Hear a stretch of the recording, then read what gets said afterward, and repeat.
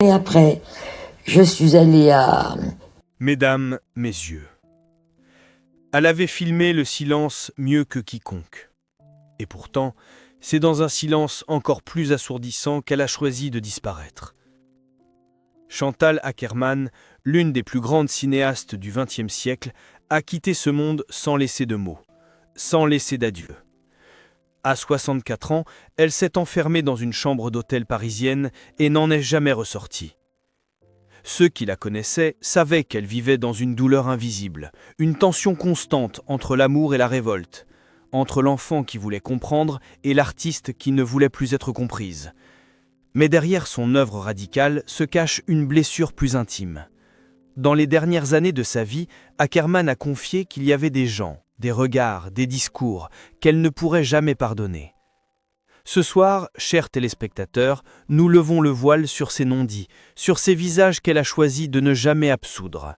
Chantal Akerman est née le 6 juin 1950 à Bruxelles, au sein d'une famille juive d'origine polonaise marquée à jamais par l'Holocauste. Sa mère, Natalia, rescapée du camp d'Auschwitz, portait en elle une douleur dont elle ne parlait jamais. Ce silence, ce poids indicible, allait façonner toute la sensibilité artistique de Chantal. Très tôt, elle s'écarte des conventions.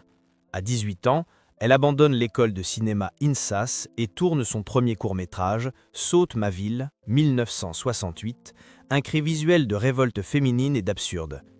La jeune Akerman est déjà là, entière, insolente, à contre-courant. En 1975, elle réalise Jeanne Dielman, 23 quai du commerce, 1080 Bruxelles, un film qui changera à jamais le paysage cinématographique mondial. Ce portrait minutieux d'une femme au foyer qui bascule dans le meurtre devient une œuvre culte. Avec son rythme lent, ses plans fixes, sa durée de plus de 3 heures, le film déconcerte autant qu'il fascine. Il est acclamé par une partie de la critique, moqué par d'autres. Le public, lui, est divisé. Certains quittent la salle. Marguerite Duras, pourtant figure d'avant-garde, lâche « Cette femme est folle ». Chantal n'oubliera jamais. Pendant les années suivantes, elle trace une trajectoire à part. Elle tourne à New York, Paris, Tel Aviv, fait des films en plusieurs langues, mêlant autobiographie, mémoire collective et formalisme radical. News from Home, Les rendez-vous d'Anna, La captive, chaque œuvre devient un territoire intime. Elle refuse d'être là où on l'attend. Elle tourne sans compromis, peu importe les modes, les marchés, les récompenses. Pour elle, le cinéma n'est pas un divertissement, mais un espace de tension, de douleur, de vérité. Le monde commence à la reconnaître comme une voix singulière, une pionnière du regard féminin, mais elle refuse les étiquettes. « Je ne suis pas une réalisatrice féministe », disait-elle. « Je suis une réalisatrice, c'est tout. » Pourtant, malgré ses protestations, les milieux académiques et critiques féministes s'emparent de son œuvre, parfois contre son gré, la transformant en icône malgré elle. Ce paradoxe la ronge. En privé, elle est connue pour être d'une sensibilité extrême, parfois insaisissable.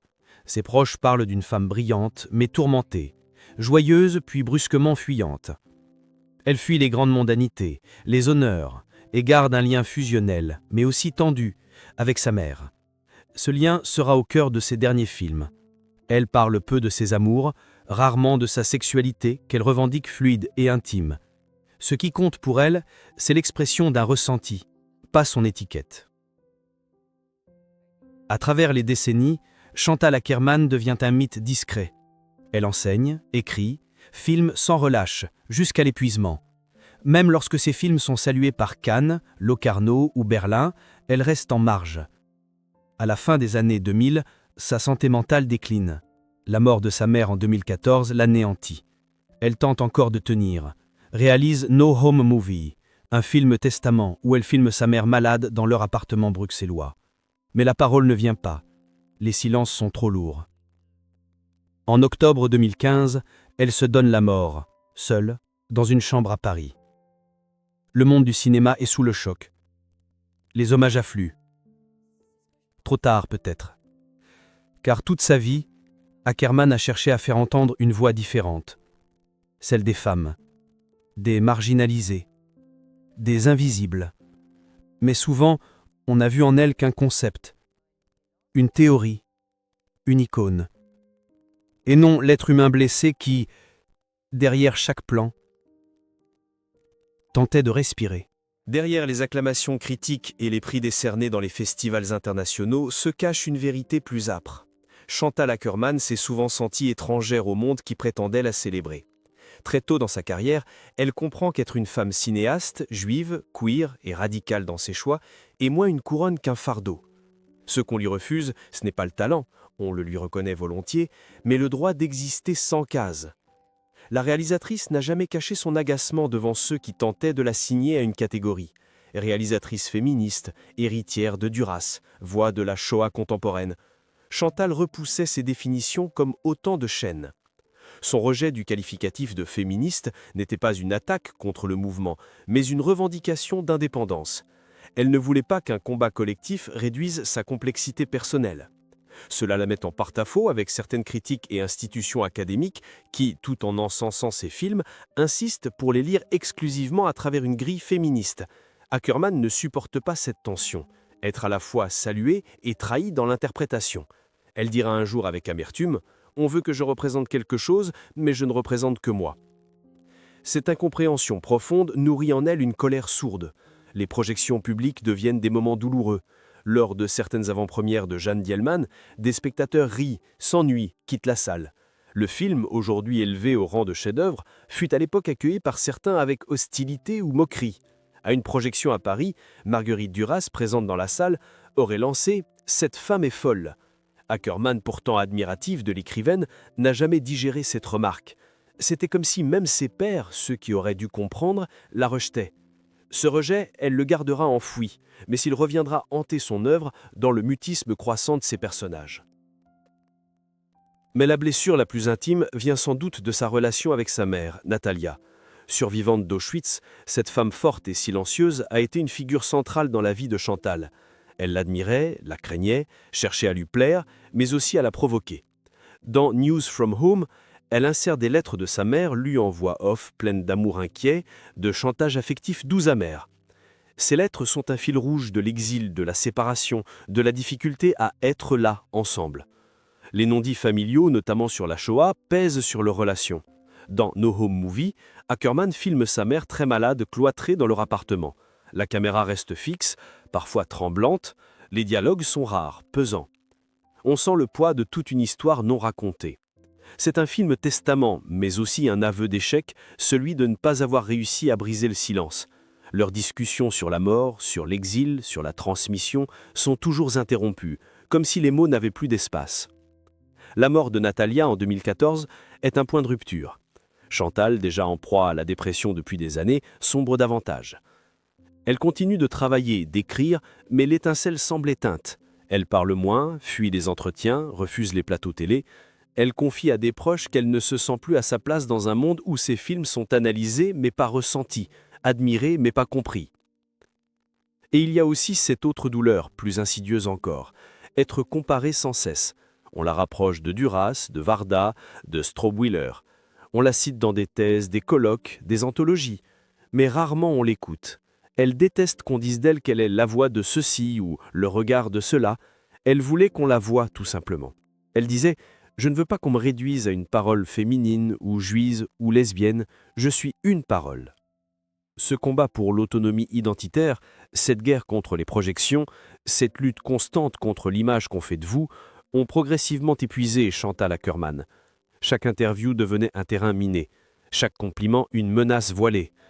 Car derrière la louange, il y avait toujours une tentative d'enfermement, et cela, elle ne le pardonnait pas. Les dernières années de la vie de Chantal Akerman furent marquées par une tension constante entre reconnaissance tardive et effondrement intérieur. En 2011, elle reçoit pourtant les honneurs. Rétrospective, prix, invitation dans les plus grandes institutions culturelles. Le Centre Pompidou lui consacre une grande exposition. La Cinémathèque française la célèbre. Mais au lieu de l'apaiser, cette reconnaissance ravive une douleur ancienne. Elle murmure à un ami « Maintenant qu'il m'aime, c'est que je ne suis plus dangereuse. » Car ce que Chantal redoute le plus, c'est d'être récupérée, neutralisée. Le monde qu'il a ignoré pendant des décennies veut soudain l'embrasser, sans comprendre ce qu'elle a voulu dire. Elle perçoit cette soudaine affection comme une forme de trahison. Elle n'y voit pas de justice, mais une tentative tardive de réécrire l'histoire. Elle refuse certaines invitations, décline des interviews, coupe les ponts avec plusieurs journalistes culturels. Dans ses carnets, publiés après sa mort, elle écrit « Ils veulent mes films, pas moi. Ils veulent me ranger dans une boîte, poser une étiquette. Même dans la mort, je ne serai pas tranquille. » Ce rejet du monde culturel et médiatique devient presque obsessionnel. Elle ne cache plus son amertume. Lors d'une conférence à l'étranger, elle affirme « Quand j'étais vivante, ils disaient que mes films étaient chiants. Maintenant, ils disent qu'ils sont révolutionnaires. » Mais la tension la plus déchirante demeure celle qui la lie à sa mère, même au-delà de la mort. Dans No Home Movie, on la voit tenter d'arracher quelques mots à Natalia. Mais la vieille femme reste silencieuse, détournée, lasse. Chantal insiste, reformule, sourit nerveusement. C'est un ballet tragique de deux âmes incapables de se rejoindre. Et quand la mère finit par parler, c'est pour parler du passé, de la guerre, sans affect. Le mur entre elles semble infranchissable.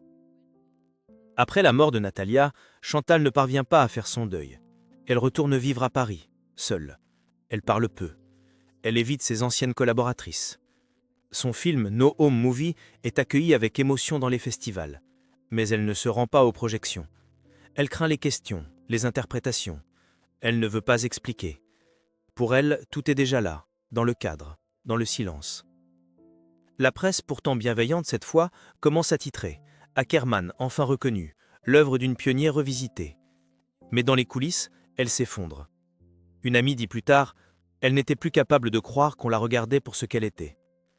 Sa sœur, Sylviane, raconte qu'elle passait des journées entières sans parler, enfermée dans un appartement sombre, à revoir les films de leur enfance.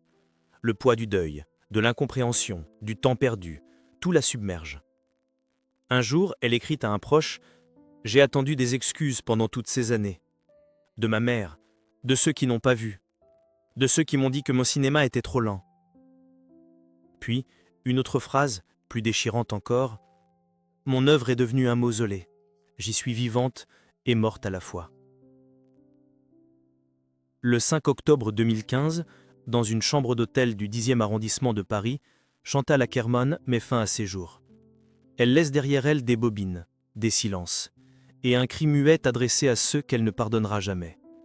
Les déformateurs de sens, les imposeurs d'identité, les sourds à l'intime. Elle quitte le monde sans note d'adieu, juste un dernier plan fixe sur une femme qui s'éteint doucement hors champ. Après sa mort, No Home Movie devient un document presque sacré. Beaucoup y voient désormais un adieu prémonitoire, une lettre filmée à sa mère et au monde. Mais ce que peu comprennent, c'est que ce film, au-delà du deuil, contient un geste de pardon avorté. Chantal y tente, maladroitement, de parler à Natalia. Elle veut lui dire ce qu'elle n'a jamais pu exprimer, la souffrance d'avoir grandi dans l'ombre d'un traumatisme non verbalisé. Les silences de sa mère, sa distance, son autorité douce mais impénétrable ont forgé une faille affective profonde. Et pourtant, dans ces images tremblantes et quotidiennes, elle essaie de recréer une intimité. C'est une tentative désespérée de rapprochement. Lors de l'une des dernières séquences, Natalia regarde la caméra et dit « Je ne sais pas si c'est utile de filmer tout cela. » Chantal ne répond pas, mais elle continue à tourner, peut-être parce que c'était la seule manière pour elle de communiquer, de demander pardon, de tendre la main. Ce moment simple, une soupe partagée, une parole retenue, un regard échangé, devient bouleversant. Ce sont ces détails minuscules, presque invisibles, qui dans l'univers d'Ackerman prennent la dimension d'un drame intime. Et pourtant, malgré cette tentative de réconciliation cinématographique, la rupture reste entière. La mort survient trop tôt, l'aveu n'a pas eu lieu, le pardon non plus. Ce que Chantal n'a pas pu dire, elle l'a laissé flotter dans l'air, entre deux coupes, entre deux scènes.